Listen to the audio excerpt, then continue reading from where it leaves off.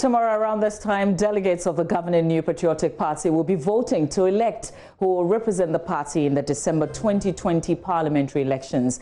Hello there and welcome to Election Brief on your election headquarters. My name is Mamavi Owusu-Agbaje. Stay with us.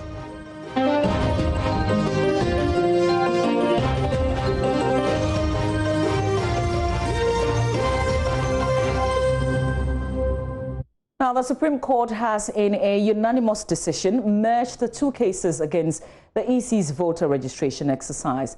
The court has also indefinitely adjourned its judgment in the case filed by the NDC, which was slated for June 23. This follows an application filed by Deputy Attorney General Godfrey Bantama, who said the two cases arise substantially from the same set of facts. Both cases raise issues regarding the EC's decision to compile a new register and which documents should be used for the registration. Court correspondent Joseph Akable joins us via Zoom now. For more, Joseph, tell us about the AG's argument in support of this merger. And so Godfrey Bantama makes the point that the first case, which was filed by the NDC, is asking that the voters' ID be used as a proof of citizenship for persons who want to get onto the electoral roll.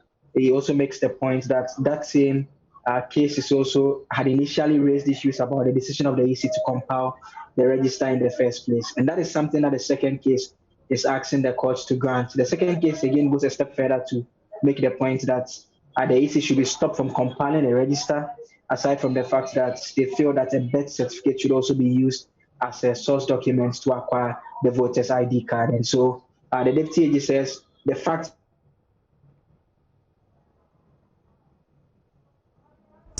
Well, we apologize there. We seem to have a little issue with the connection to Joseph Akable, our court correspondent. Hopefully, he's able to join us again to finish up with a question about an understanding of this request. The courts also gave some orders that affected the judgment it was supposed to deliver on June 23. Joseph will be back, hopefully, to give us more on that. But let's turn our attention to the Asante Akim North constituency. In a statement that's been issued, the Asante Akim North constituency, there are some members of the MPP have filed a suit against the party over what they term as tampered photo album. They are seeking to place an injunction on the party's primaries in the constituency. They say the executives of the party and the Electoral Commission have duly been served. They've issued a statement, and I'm going to just read parts of that statement to you, which says the list of 145 delegates and 61 polling stations, mostly from Agogo, whose names have been unlawfully and fraudulently deleted from the original photo album of the Asante Akim North constituency, have successfully filed a suit and injunction against using the tampered and manipulated photo album for the primaries tomorrow. The party and EC have both been duly served all processes from the court. Indeed, information coming from the party indicates that it has decided to respect the fact that there is a pending matter in court. It will therefore not run the election in the constituency. So no election in the Asante Akim North constituency because of what is being alleged as a tampered photo album. There is a case pending in court. In view of that, the party has decided not to hold any elections tomorrow. Joseph Akable is back with us. Let's finish off that conversation, Joseph. Yes, and so the Deputy AG says the two cases, because they are similar, it's important that the court deals with both at the same time. And so he asks that the court merges the two cases, and this would ensure that by June 30, when the AC decides to carry out the exercise, at least if the court is minded to stop the Electoral Commission, then they will not carry out the exercise. If they are minded to allow them to carry out the exercise, then they should know which documents they should be using for the exercise. Joseph, let's talk about the orders, some orders that affected the judgment that it was supposed to deliver on June 23. And so the first is that the judgment that was supposed to come out on June 23 has been adjourned indefinitely. The second relates to the fact that Mr. Tishibansin, who has filed this case, has been given Monday to file a statement of case. The Attorney General's office and that of the Electoral Commission have the opportunity to respond to this on June 23. Then on June 24, all parties are to come back in court to have the oral arguments take place. And we understand that the NDC is not going to file any documents because it says its initial issue that it raised with regards to the compilation of the new register, it had abandoned it already. So it will just sit and watch, but they will have the opportunity to be heard if they want to orally make any inputs. Then after June 24, we understand the court will fix a short date, hopefully before June 30, to deliver its judgment on the two cases. Great. Joseph Akable, there he's our court correspondent. Now let's turn our attention to a constituency that has become one of the constituencies to watch, really, the Bantama constituency, made up of about 10 electoral areas with a population of over 50,000, sits in the heart of Kumasi, once known as Ghana's Florida, due to its huge voter population of over 100,000. It combines traditional relevance and election euphoria to draw attention each election season. The NDC has occupied the seat once, following the NPP's boycott in 1992. Nana Senso-Mensah has more.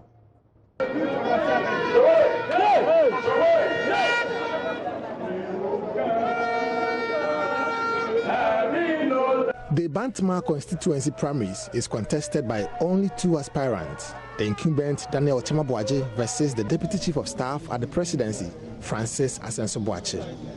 The incumbent NPP has dominated the constituency since 1996 after Ofosu Owusu Jibril of the New Democratic Congress won the seat when the NPP boycotted elections in 1992. Since then, Dr. Richard Winfred Anane won the seat in 1996 and 2000 until the Nshiasu constituency was carved out of Bantama. Then comes Cecilia Abnadapa in 2004 and 2008. In 2012, Kwabena Kokofu represented the Bantama in Parliament but lost the 2015 primaries to Daniel Ochem Abuaje.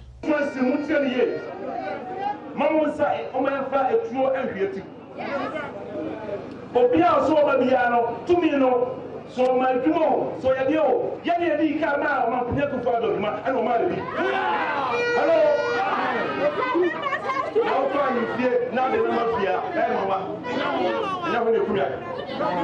Daniel Ochem Abuaje is the incumbent member of parliament and is seeking to be re-elected to represent the Florida of Ghana politics in the 2020 elections.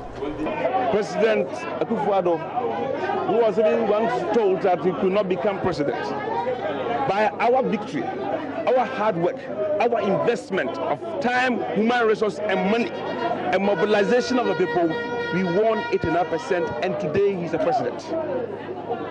And logic, the president is asking for 4 more years because one good term deserves another, he says. So what about me who have to bring him to power? What about me? So if president is asking for 4 more years, I am humbly also asking for 4 more years. Is it just rational and logical for anybody to believe that, yes, we brought him to power, we want to go again with him? And by the way, Bantama, we don't have anything to lose. We have about 3 or 4 people in government, 1 in the legislature, parliament, 1 in the government, and a few here and there. Why should we put all the eggs in one basket? This thing that we have a lot of people in government, so I should stay where I am, and he also stay where he is. It's dead on arrival. Because in that case, then it means that anybody that the president appoints from parliament to be minister or deputy minister means that that person must relinquish his MP position for somebody else to come and take. The additional responsibility that one has beyond the MP position, say a deputy minister, it's even a motivation to help serve your people, bring development to your constituency. So that argument, I believe, is dead on arrival. Question is, will delegates sympathize with Ochem to go to parliament for the 2nd time, though he didn't allow his predecessor, Kokofu, to run for the 2nd term? When he was contesting in the parliamentary primary 4 years ago, he made it clear that if he is unable to honor his promises, he should be kicked out. He came to on sitting MP who had been in parliament for just 1 year. In fact, when he decided to contest, the then MP, the MP had been in parliament for just 1 year, okay? And he did whatever he could. You know, he had a lot of money at the time. He told people that he was going to take 40 people to the US every year. He was going to buy one grader for each electoral area. He said a lot of things. And he has not been able to deliver on any of these promises. And the reason why we are in a contest is because you contest, you win, and you account for your stewardship. And if you fail, then somebody else must come and replace you. Confident Asante Akim, the Deputy Chief of Staff, who is known to be the darling boy of President Akufo-Addo, hopes to win more than half of the over 547 delegates in the constituency to proceed to Parliament. My nomination alone is enough to bring all the residents of Bantama on board. Today in Bantama, the name of Asante Akim is what everybody is calling for. And given my political experience, from the day that I will be nominated, I will know whatever it is to do to bring everybody on board.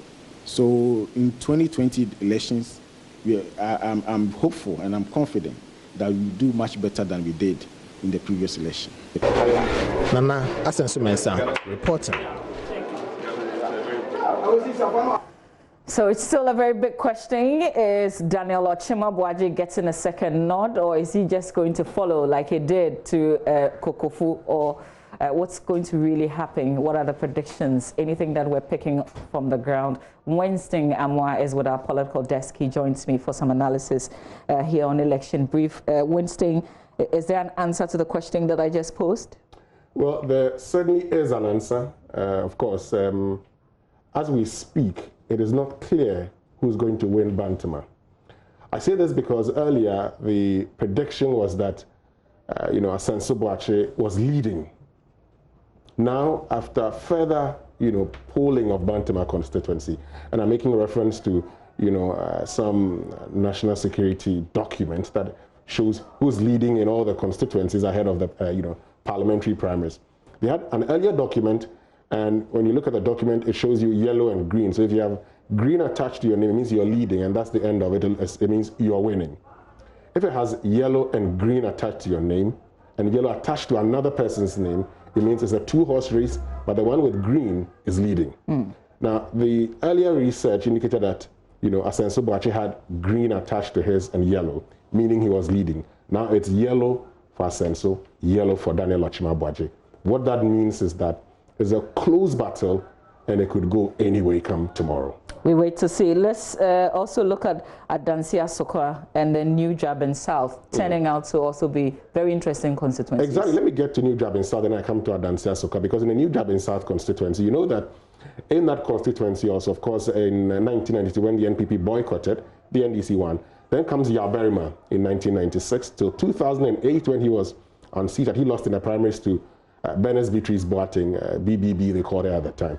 She did only one term and had Dr. Marcus Ibeyebo unseating him.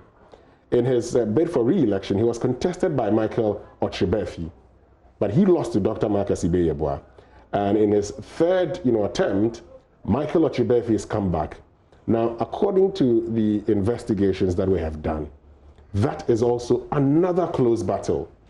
It could go either way. It could go to Michael Ochebefi or go to Dr. Marcus Ibeyebo. Okay, we just have to wait a little longer. Stay with me, Winston. Let's take you now to the Eastern region, because the Eastern Regional Police Command says it has identified 5 constituencies as flashpoints in Saturday's NPP parliamentary primaries. The 5 flashpoints are New Jabin South, we've just talked about it, Achimoda, Nkoko, Kede, and then Sanwem Adwajiri constituency.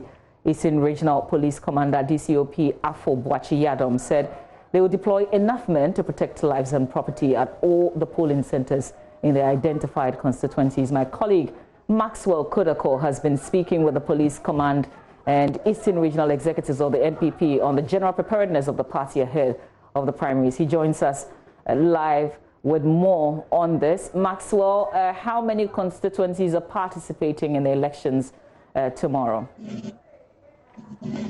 Well, the Eastern region has 33 constituencies, but the MPP has 27 out of the 33 constituencies. So in reality, elections is supposed to take place in 27 constituencies. But out of the 27 constituencies, 12 of them have no contest. So we have 12 constituencies that they are going to do acclamation. So in practical terms, only 15 constituencies are going to have fierce contests in the Eastern region.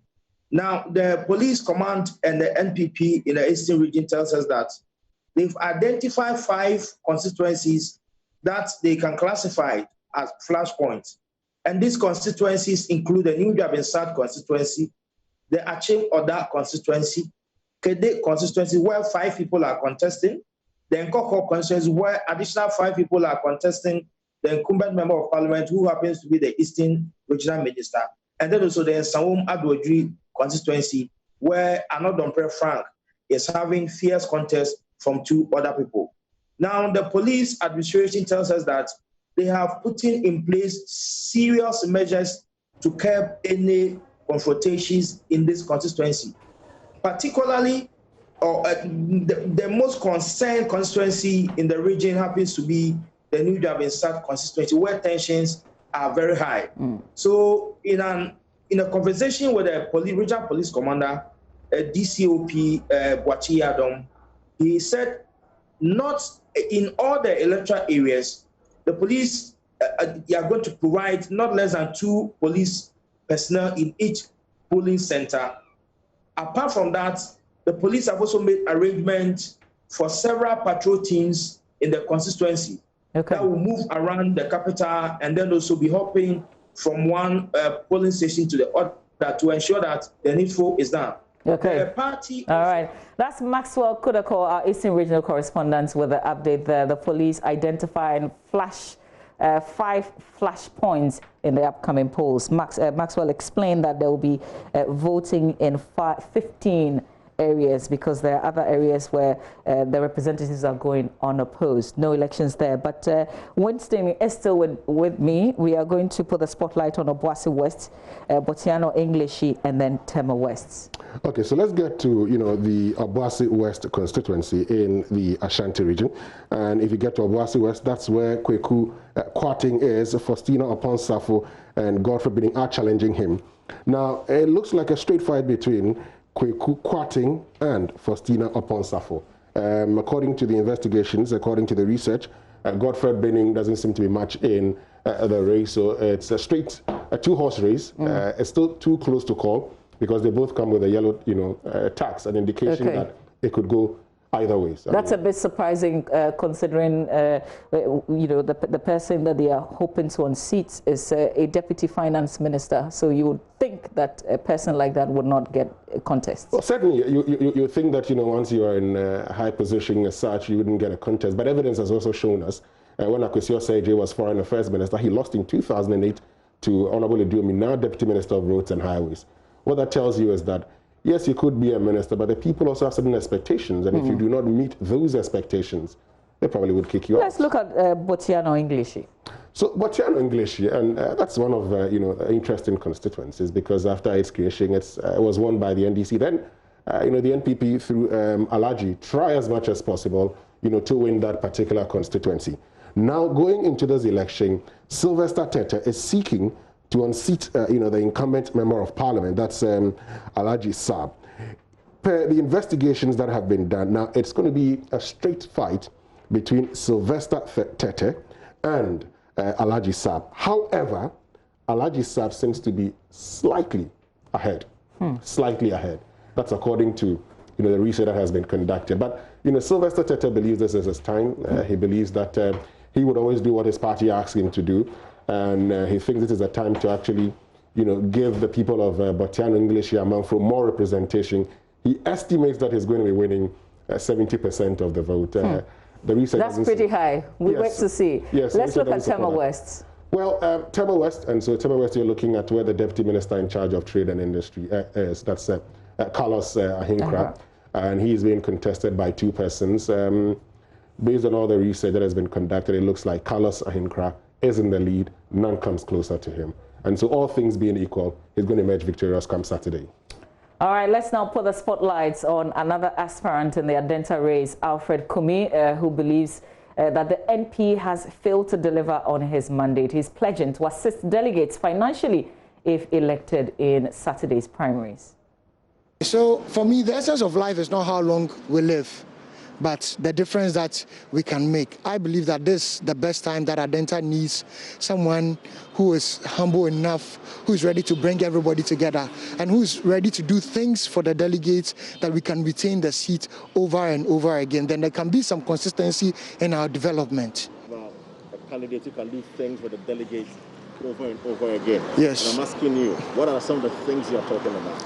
Okay, so I believe that when it comes to development, it's not just about the things that we see around, like the roads and the schools and the rest. But I believe that when it comes to development, it should first start from the people, helping people get jobs, being there for the youth, developing the human resource capacity, and also developing individual lives. How do we develop individual lives? Helping them get jobs, helping them with jobs that they can do themselves, like getting them Uber cars that they can also do some work and pay for themselves. These are a few things that we are looking in line to do for our delegates in Adenta and also as Adenta constituency as a whole. So we've got 4 persons who are seeking to kick out the incumbent member of parliament there, Yalbo Abinga Wednesday. How is it looking like in Adenta? Well, it's interesting because you have, Kwesi Mante, who, would I say, was like a close ally of Yalbo Abinga seeking to unseat him. Adenta is pretty funny. You know, it's a constituency that has always had 1-term members of parliament, but the research indicates that Yalbo Abinga is in the lead and no one comes closer. But that has been disputed because some of the people say, around the time that people they were conducting the survey, they spoke to only followers of Yalbo Abinga and that the sweetness of the pudding is in the eating, and so come Saturday there will be a surprise. But as it stands now, you have 4 persons trying to unseat him. What that normally does is it plays into the hands of the incumbent. If you have too many people, unless it's terribly, he's performed terribly, he's likely to sail through. And so it looks like a good deal for Yalbo Abinga. Okay, all right. Let's look at the Adansi Asokwa constituency. So that's where you have Samuel Benfo challenging, Katie Hammond. Katie Hammond's been a member of parliament since 2000, and he's talked about the fact that his challenger should have been disqualified. He sent that 2 executives sent the letter to the party's, executive committee asking that this person be disqualified. Now, he's not been disqualified as it stands now. He's going into the elections. Samuel Benfo, according to the research conducted, is currently in the lead. That's shocking, isn't it? Very shocking. So after almost 20 years of representing the people of Adansi Asokwa, is this the end for Katie Hammond? It's something that you should also recognize that, and I'll give you a typical example. When Papa Usongma had been member of parliament for second year, and in his 5th term, he beat the NDC's candidate by some, 800 to 1,000 votes. When he stepped down and Andrew Ejapamesa took over, he won by a margin of 9,000. What that tells you is that when you stay for too long, people sometimes become fed up with you. And so if consistently you're staying and they do not see a lot of improvement, they might want to kick you out. Well, we'll see. Let's the final spotlight for us is the Yendi constituency. Winston, why is this a constituency to watch?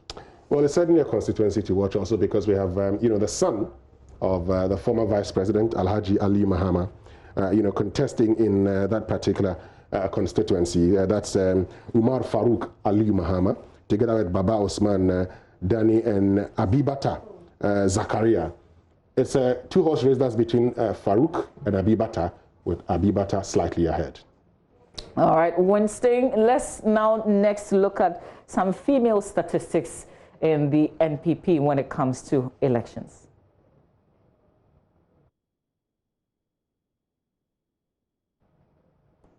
All right, so 51 female candidates to contest against 320 males in the primaries. That's pretty low, not even 100. Well, yes, that's very low. But Mamavi, you would know that the NPP in times past have actually tried as much as possible to protect female candidates in the Ashanti region. That's why you have a lot of females going unopposed. It's because they just would want to try and protect the female MPs. But politics comes with its own challenges. The nature of our politics has been termed by many as being very dirty. What we will do is that once the elections are done, you know the number of females who are on these safe seats. Or if you win a safe seat, it's a guarantee that you're coming back to Parliament. In Akutia, for instance, Amase is tipped to win.